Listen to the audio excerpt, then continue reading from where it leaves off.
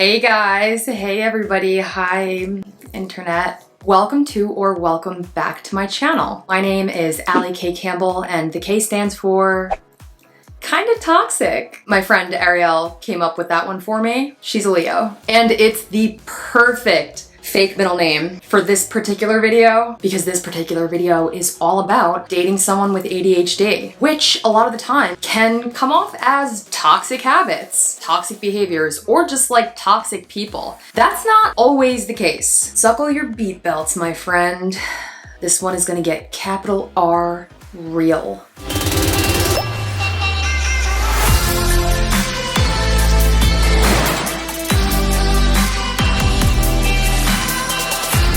I make videos about having fun, no. Getting sober, no.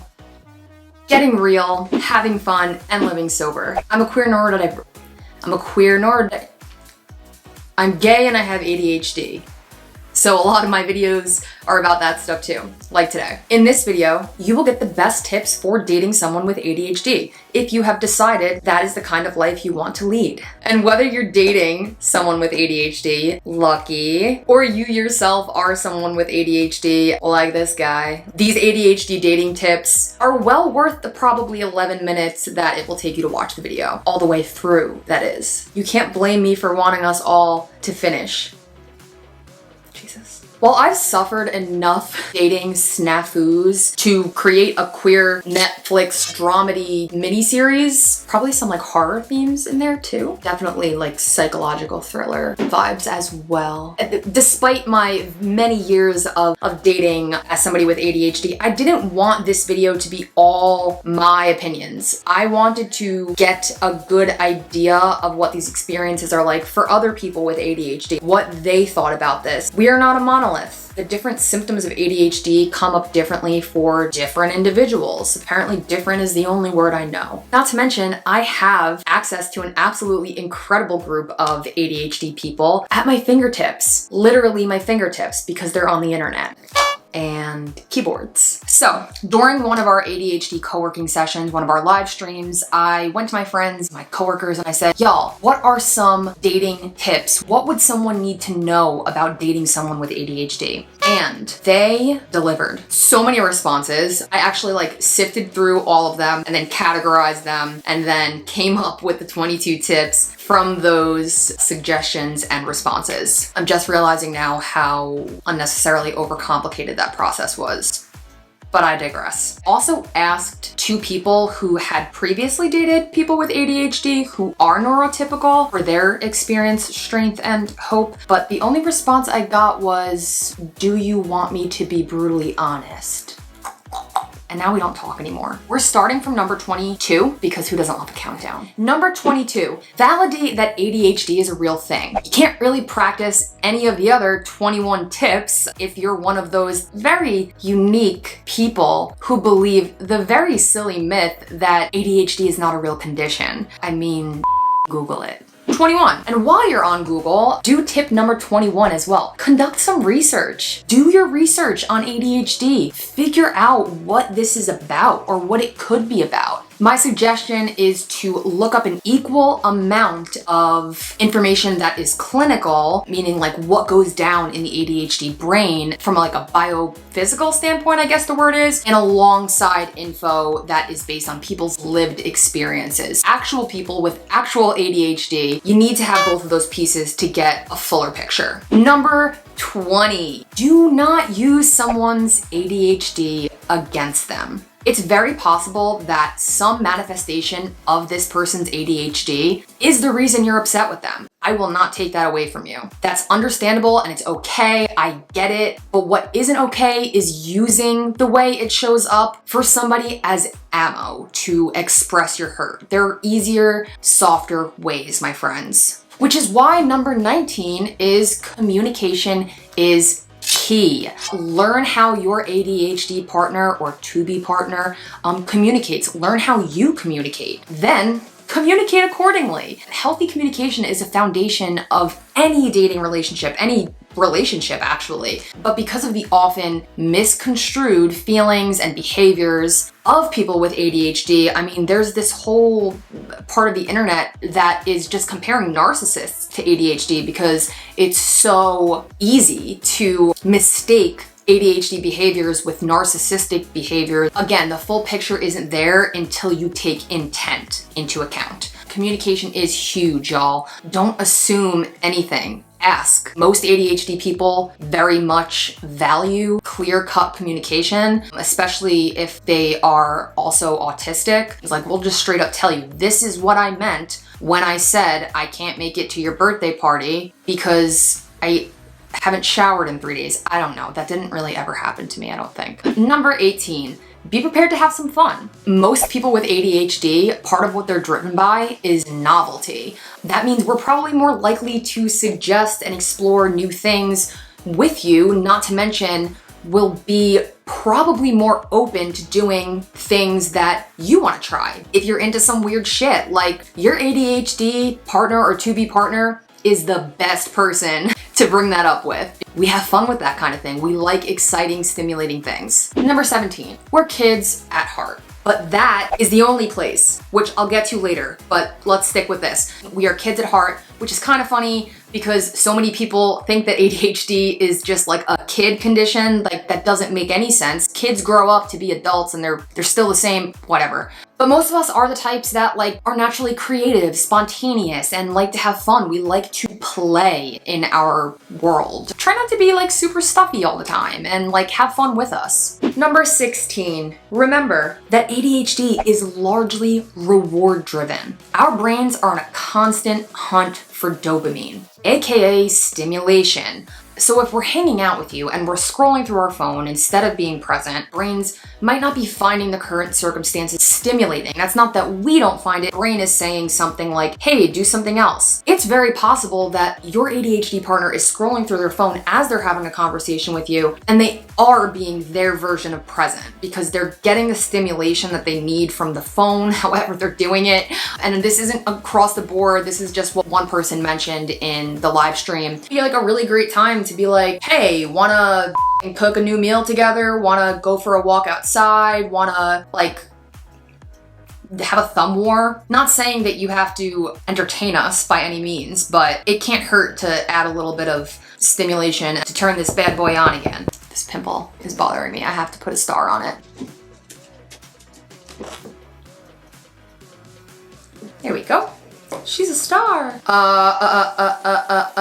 Number 15, this is a really important one, I think. Don't assume negative intent. We haven't texted you back in 7 hours. Maybe that's due to a lack of object permanence. Like, we left our phone somewhere and we don't now know where it is. That doesn't mean that we're disinterested in you. I mean, like, not necessarily every time, but if you know this person is interested in you already, like, then you can kind of like know that just because we aren't replying fast, this is an example, doesn't mean that we're not like into you. Don't assume that like us, for instance, forgetting an appointment or a date, or not finishing cleaning the kitchen when we said that we would, or fidgeting during an argument or a tense situation to kind of like soothe ourselves. These are all certain ways that ADHD shows up that very understandably the person on the other side of it can take as like disrespect or insensitivity, and that's usually not the case, at least not in my experience and from what other people have told me. Don't assume negative intent. You see somebody with ADHD, the person that you're dating or thinking about dating, whatever, doing something that like rubs you the wrong way, and your immediate thought is like, oh, they don't care. They're self-involved. They are blah, blah, blah, blah, blah. Take a step back and be like, what could be the positive, not the positive, the neutral interpretation of what this person is doing? Number 14, it's not that we're not listening, okay? So remember that. We're probably trying to listen and hearing 30 other things at once. Right now, I hear my own voice, I hear an airplane outside, and I hear a ticking that makes no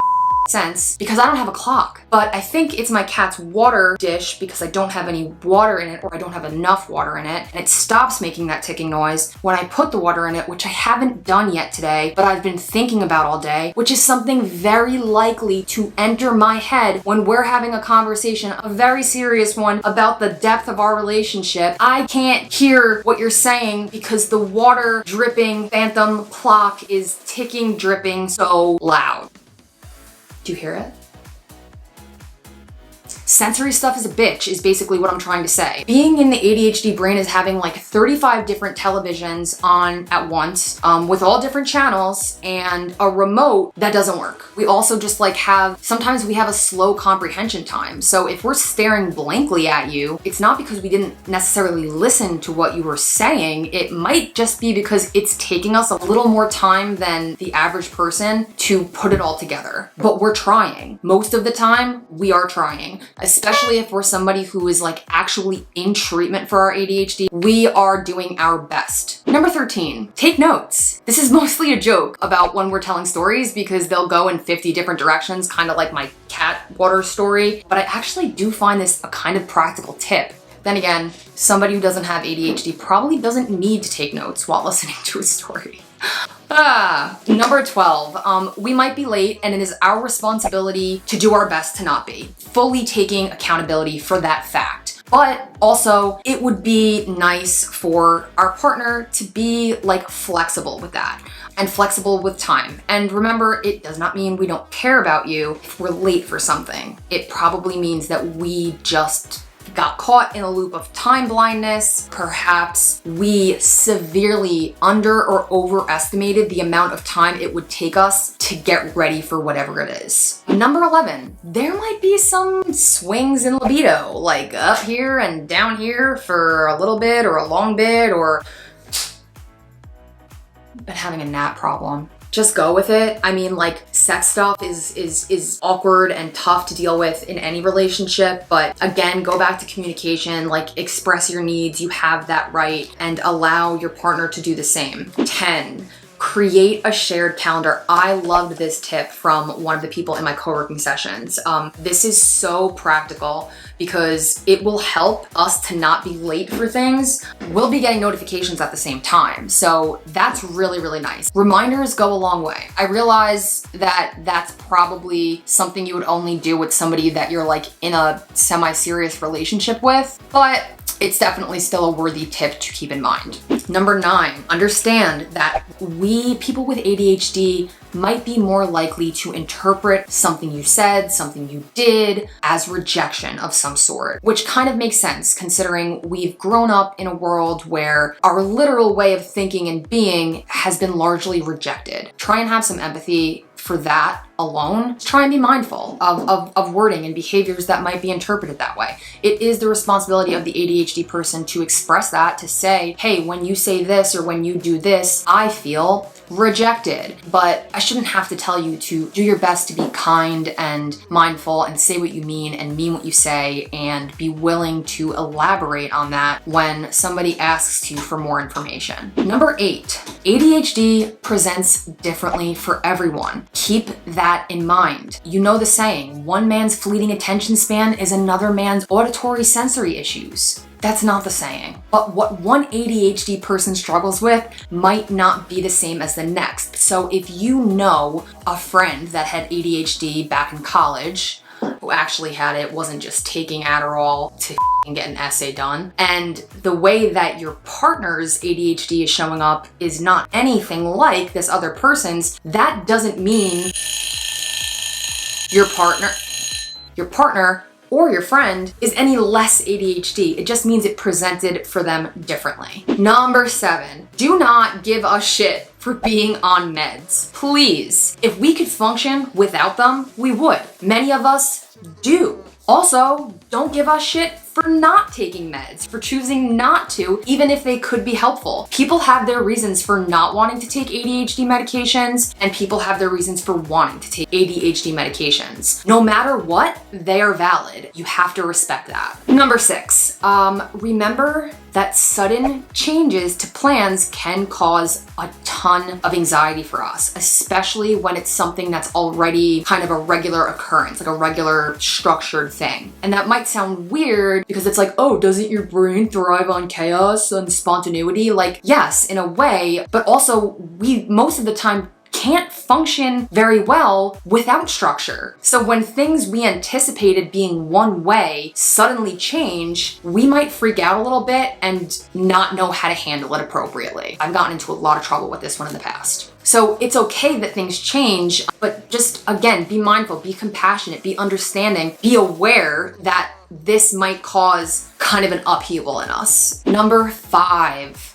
Give grace with chaotic organization or disorganization. Love how this was phrased by a fellow coworker of mine. Just because our process or setup or whatever it might be looks like a disaster to you, it's probably like that for a reason. And if it's something that's working for us and it's not causing you any actual harm, just let it be. Number 4, if you're going to make suggestions about our ADHD, about us, about our behavior, make practical ones. We're open to feedback and love to know that you want to help, that you care. That's super important. In one of my past relationships where the person was the most understanding from all of my exes about the ADHD, I loved that she tried her best to understand how my brain works. Even if it like pissed her off sometimes, or she needed a better explanation, or she needed to understand it better, she wasn't always making suggestions that she knew weren't going to be practical for who I was, who I am as a person. For instance, just focus, just clean. That's not a practical suggestion. And if you can't make a better one, then don't make one at all. Number 3, respect the dopamine pipeline.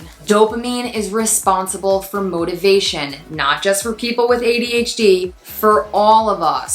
Since people with ADHD have less dopamine production than neurotypical people, a lot of what drives our behaviors is dopamine seeking. That is what drives us, what motivates us to take action. Meaning, again, it probably has nothing to do with you, but just know that the need for dopamine is really, really, really pivotal in our brain. Number 2, do not parent us. Don't do it, y'all. The last thing that we want in a relationship, any relationship, is to be infantilized. I don't know how to say it, okay? Don't tell me how to say it. You're not my mom. By our partner. We don't want to feel that way. It's condescending and it creates an unhealthy dynamic for both people. Not to mention, it will probably cause resentment and eventually a breakup. It's just not good for anyone. It's also stressful for the other person to feel like they're parenting an adult. If you find yourself falling into those roles, like nip it in the bud, do something about it. Number 1, save the best for last. ADHD dating tip number 1 is practice patience, understanding, and compassion. We know that it can be hard to understand us, to get what is going on up here. But when you take the time and you put the effort in to empathize with us and learn how our brains work, which requires a lot of patience, I will give you that, there's that much more of a chance that we can show up in the relationship in a way that makes us feel respected, makes you feel respected, the relationship as a whole healthier. This shouldn't even be just a tip for ADHD people or partners who have ADHD, partners, whatever, however we're trying to say it. This should go across the board in all relationships, but it's especially important for when you're dating someone with ADHD because you're already at a disadvantage in the sense that you're not used to the way that their brain works. So it's a little bit extra effort and patience and compassion to get what's going on. That's my 22, not even mine, my and my coworkers of the world, 22 dating tips for ADHD, 22 ADHD dating tips. If I missed anything, I'm sure I did. Drop it in the comments. I'd also really love to hear from like non-ADHD people who might be dating one of us, to have your perspective. Like that is super important to me. And if I had more of those people in my life, I would have fielded their responses as well. And if you've made it this far, go ahead and subscribe to this channel for more weekly ADHD content, sobriety stuff, queer stuff, all the goods, and make sure to check out my website, alliekcampbell.com, to see the ADHD live co-working sessions schedule. I update it weekly, so you guys can join if you would like. I also left some links for my favorite ADHD tools in the description of this video, so if you guys feel like, spending some cash, getting some dopamine, go for it. It's been real, it's been fun, it has been real fun. I will see you guys next time. Thank you so much for watching. Bye.